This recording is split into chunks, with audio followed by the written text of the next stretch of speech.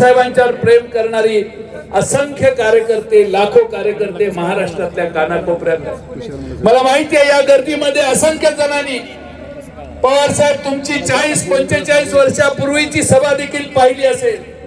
या नगर जिल्ह्यातल्या प्रत्येक तालुक्याच्या ठिकाणी तुम्ही सभा रात्री घेत होता, एस काँग्रेस असताना देखील। तेव्हापासूनचे भक्त महाराष्ट्रभर पवार साहेब पसरलेले आहेत आणि त्याचा साक्षीदार मी आहे। महाराष्ट्रातल्या प्रत्येक तालुक्यात पवार साहेबांना मानणारा फार मोठा समूह कार्यकर्त्यांचा आहे आणि कदाचित तिथं आमदारकी लढवली नसेल, खासदारकी त्या भागातल्या लढवल्या नसतील, पण तिथली माणसं पवार साहेबांच्या मागे आहेत आणि पवार साहेब सांगतील तीच दिशा आणि विचार आहे। हे 25 वर्ष, त्यापूर्वी देखील 15-20 वर्ष पवार साहेबांच्या श्रद्धा करणारा ठेवणारा माणूस आज पवार साहेबांच्या पक्षाच्या मध्ये आज काम करतो। त्या सगळ्यांना आज वंदन करण्याचा आज खऱ्या अर्थानं आनंदाचा दिवस आहे। महाराष्ट्रामध्ये अनेक वेळेला आम्ही सगळ्यांनी वेगवेगळे अनुभव घेतले, प्रत्येक निवडणुकीत वेगवेगळे निकाल आले, पण ही निवडणूक एकमेव अशी आहे की सगळ्यात कमी जागा मिळवल्या आघाडीमध्ये आणि सर्वात जास्त जागा निवडून आणल्या। पवार साहेबांचा करिश्मा एवढा मोठा आहे आणि समजूतदारपणा देखील एवढा मोठा आहे की आम्ही 3-4 जागा महाविकास आघाडीचं बस्तान व्यवस्थित व्हावं, अंडरस्टँडिंग व्यवस्थित व्हावं म्हणून पवार साहेबांनी सूचना दिली। काही पावलं आम्ही मागे घेतले, काही जागा आपण सोडल्या, पण 10च घेतल्या आणि 10 पैकी 8, 9वी सातारची जागा पण निवडून आल्यासारखी आहे। त्यामुळे 9 ठिकाणी पवार साहेबांचा प्रभाव आज निर्माण करण्यात आला आणि म्हणून आपल्या सर्वांना मी या निमित्ताने एवढंच सांगेन की महाराष्ट्रभर पवार साहेबांची लाट आपण सगळ्यांनी पाहिली। काही लोकांचा प्रयत्न होता पवार साहेबांना बारामतीतच अडकवून ठेवायचं, पवार साहेबांना बारामतीत अडकवून ठेवलं की सगळा महाराष्ट्र मोकळा होईल अशी भावना काही लोकांच्या मनात होती। महाराष्ट्र निवडणुकीत पालथा घालणार नाही ते पवार साहेब कसले, पवार साहेबांनी सगळा महाराष्ट्र पालथा घातला। मी 1990 सालची निवडणूक लढवली पहिली। पवार साहेबांचा झंझावात आपल्यापैकी अनेकांनी बघितला असेल, पण तरुण पिढीला माहित नाही। दिवसाला 15-20 सभा प्रत्येक तालुक्याच्या ठिकाणी जाऊन पवार साहेब घ्यायचे। इस्लामपूरला पवार साहेबांची सभा झाली की आपली निवडणूक संपली, आपण विजयी झालो या भावनेत महाराष्ट्रातल्या प्रत्येक मतदारसंघातले आमदार होते आणि म्हणून महाराष्ट्र पिंजून काढण्याचं काम अनेक वेळा पवार साहेबांनी केलं। खरं म्हणजे मला अनेकांना बारामतीत पवार साहेब अडकतील असं वाटत होतं। निवडणुकीचे बरेच गाव पवार साहेबांनी बघितलेले आहेत। दिल्ली शहरांची इच्छा होती की पवार साहेब बारामतीत अडकले पाहिजे। सुप्रियाताईंना पराभूत करण्यासाठी जंग पछाडण्याचं काम झालं, हे तुम्हाला मी वेगळं सांगून तुमचा वेळ घेत नाही। अमिताभ बच्चनच्या शहंशाह पिक्चर मधला एक डायलॉग आज मला आठवतोय, रिश्ते में तो हम तुम्हारे बाप लगते हैं, नाम है मेरा शरद पवार।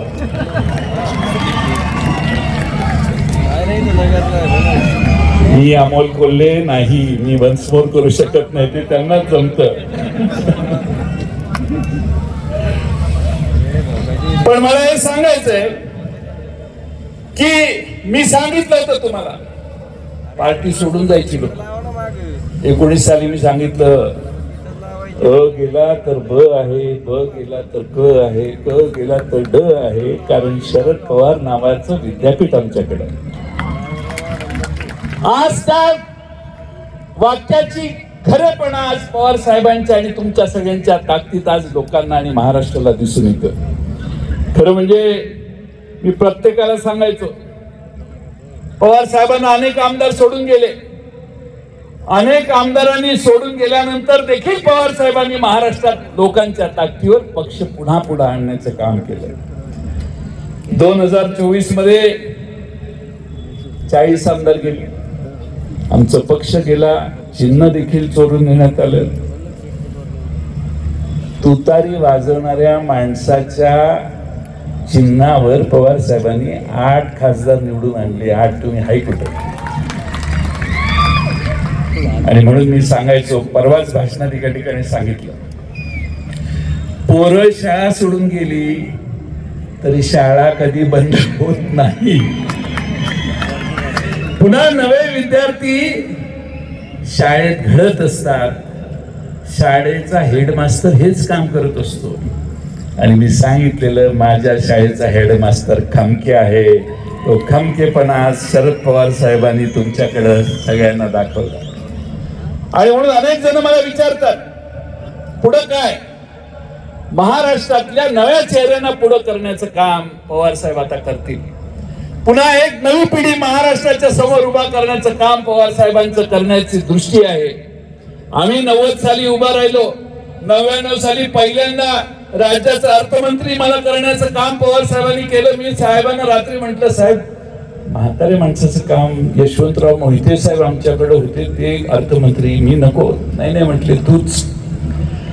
आर पाटील आबा आपले असतील, अनिल देशमुख असतील, अनेक तरुणांना संधी त्यावेळी पवार साहेबांनी दिली. आज पुन्हा एकदा त्याच मूड मध्ये पवार साहेबांनी नव्या चेहऱ्याला, तरुणांना महाराष्ट्रात संधी द्यायची आहे. तुम्ही काही चिंता करू नका. या महाराष्ट्रात खरं म्हणजे आपल्या सगळ्यांच्या ताकदीवर आणि आशीर्वादावर 8 खासदार निवडून आले. मी काही मोदींसारखी किंवा भाजप सारखी चुकी करणार नाही 400 पार म्हणायची.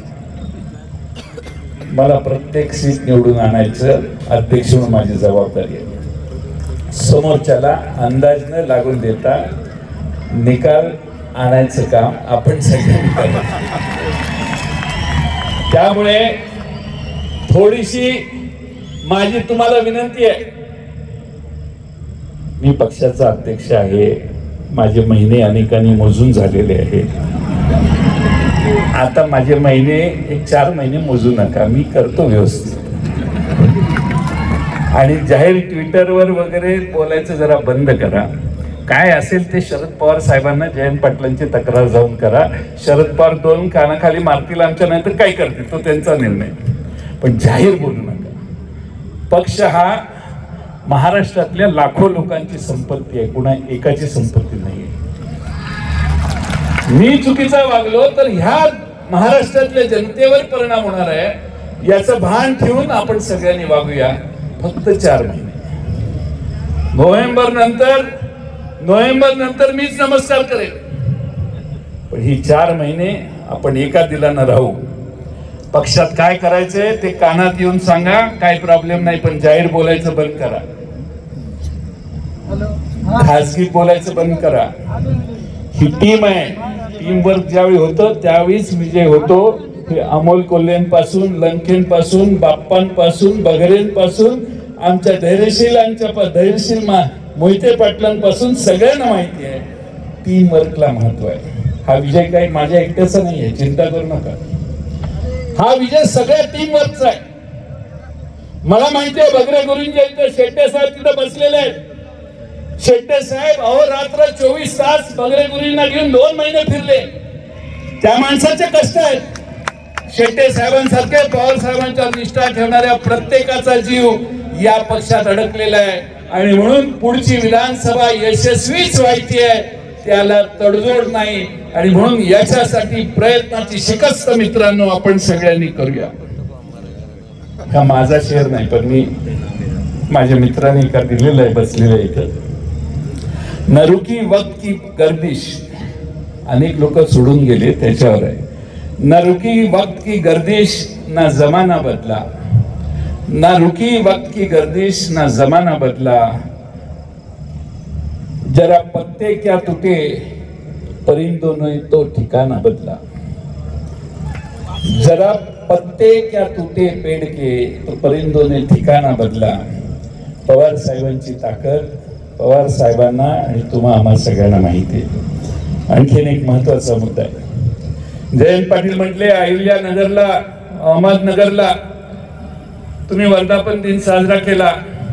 यालाही एक पार्श्वभूमी आहे. या भागानं प्रचंड यश पवार साहेबांना दिलं.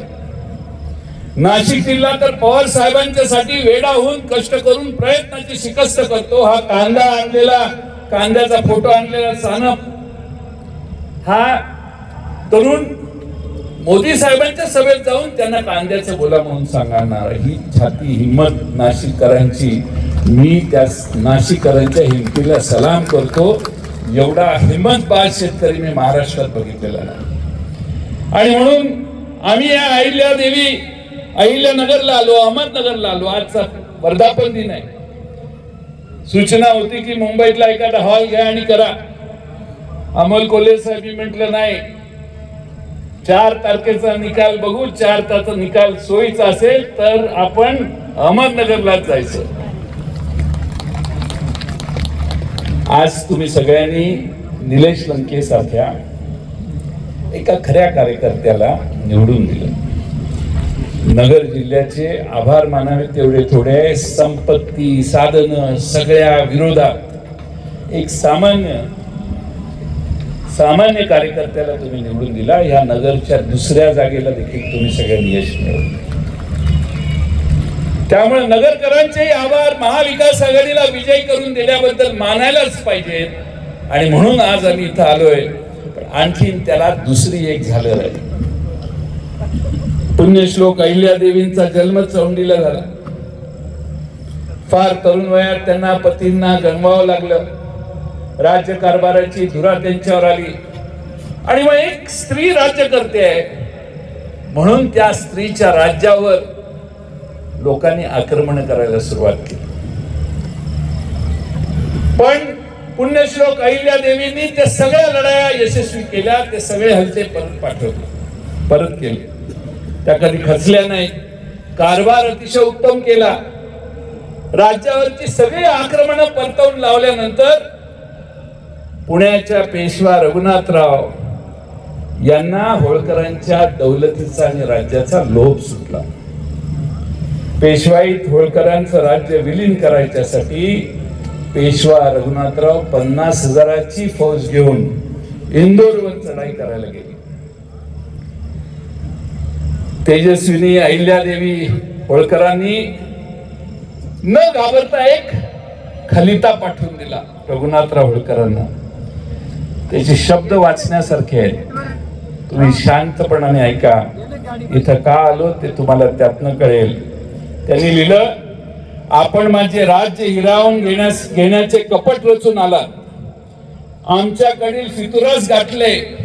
मला दुबळी समजलात की खुळी. दुःखात बुडालेल्यास अधिक बुडवावे हा तुमचा दुष्ट हेतू आहे. आता आपली गाठ रणांगणातच पडेल. माझ्याबरोबर युद्धात पारंगत असणाऱ्या स्त्रियांची फौज असेल. मी हरले तर कीर्ती करून जाईल. पण आपण हरलात तर आपल्याला तोंड दाखवायला जागा उरणार नाही. म्हणून लढाईच्या बरीस न पडाल तर बरे. मी आपला आहे असे समजू नका. मी खांद्यावर भाले घेऊन समोर उभे राहिले तर पेशव्यांना देखील भारी पडेल. वेळ पडली तर हत्तीच्या पायी साखळीशी बांधून तुमचं स्वागत न केले तर होळकरांच्या सुनेचं नाव लावणार नाही. अशा अहिल्यादेवी होळकर होत्या. हा महाराष्ट्राचा इतिहास याच मातीतून निर्माण झालेला आहे. या मातीनं स्वाभिमान शिकवला. या मातीनं लढण्याचं शिकवलं. कार्यकर्त्यांना प्रेरणा दिवसासाठी, वर्धापन दिवसासाठी इथं बोलवलं. त्याचं जयंत पाटील हे आणखीन एक कारण आहे. या मातीला स्पर्श करून तुम्ही जावा. तुम्ही देखील अलिबाग मध्ये आणि रायगडात लढायला शिकाल. ही मातीच एवढी लढवायची आहे. खरं म्हणजे या देशातल्या जनतेने यंदाची लोकशाही वाचवली. मी उद्धव ठाकरे शिवसेना प्रमुख यांचेही आभार मानेन. महाविकास आघाडीचे महत्वाचे घटक महाराष्ट्रभर ते फिरले. अनेक चांगल्या सभा केल्या. ठीक आहे, यश 2-4 जागा मागे पुढे ठीक आहे. पण त्यांनी प्रचंड मेहनत घेतली आणि महाराष्ट्रभर फिरले. त्यांचाही मी आभार मानतो. त्यांच्या बरोबर शरद पवार साहेब पायाला भिंगरी लावून फिरले. तुम्ही सगळ्यांनी पाहिलं. प्रचंड मेहनत पवार साहेबांनी घेतली, ज्याचा उल्लेख मगाशी करण्यात आला. काँग्रेस पक्षाने देखील चांगलं काम केलं. बाळासाहेब थोरात जरा हॉस्पिटलमध्ये आहेत, पण बाळासाहेब थोरात, नाना पटोले या सगळ्यांचं आम्ही सगळे आभार मानतो, कारण ह्या सगळ्यांच्या महाविकास आघाडीच्या एका सुरात कोऑर्डिनेशन केल्यामुळं चांगलं यश आपल्या सगळ्यांना मिळालं. याच्यात अनेक वक्ते आहेत, अनेकांनी भाषण केली, मी सगळ्यांची नाव घेत नाही वेळ झाला म्हणून, पण यशवंतराव गोसावी एक आमचे वक्ते आहेत, चांगली भाषण करतात. आणि दुसरे कराळे गुरुजी, कराळे मास्तर इथं आलेत. कराळे मास्तर उभे राहा.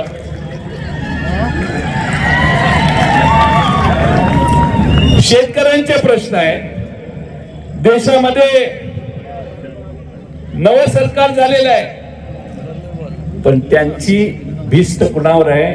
चंद्राबाबू नायडू आणि नितीश कुमारवर. थोडं गुगल करून चंद्राबाबू नायडूंचा इतिहास जरा बघा आणि नितीश कुमारांचा देखील इतिहास बघा. हे दोघं 5 वर्ष टिकतील असं कुणालाही देशात वाटत नाही. त्यामुळे या देशातले बेरोजगारीचे प्रश्न, अनेक प्रश्न आहेत. त्या सगळ्या प्रश्नांवर लोकांनी आता निकाल दिलेला आहे.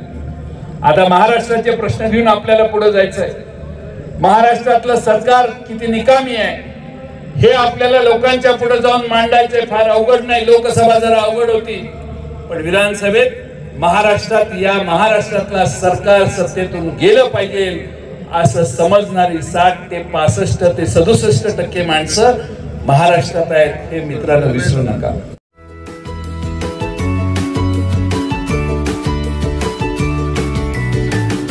बातम्या शेतीच्या, बातम्या मातीच्या, बातम्या अन्यायाच्या, गुन्हेगारीच्या,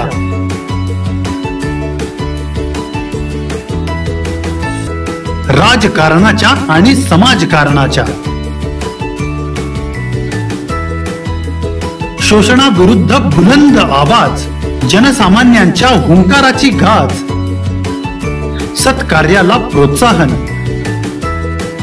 दुष्कृत्याला अनुशासन, निर्भीड, निस्पृह, सडेतोड, बेधडक आणि रोखटोक म्हणजेच विघ्नहर टाइम्स. शोध बातमीचा, ध्यास सत्याचा. आपलं चॅनल, आपली बातमी. सबस्क्राईब तर कराच, पण बेल आयकॉनवर क्लिक करायलाही विसरू नका.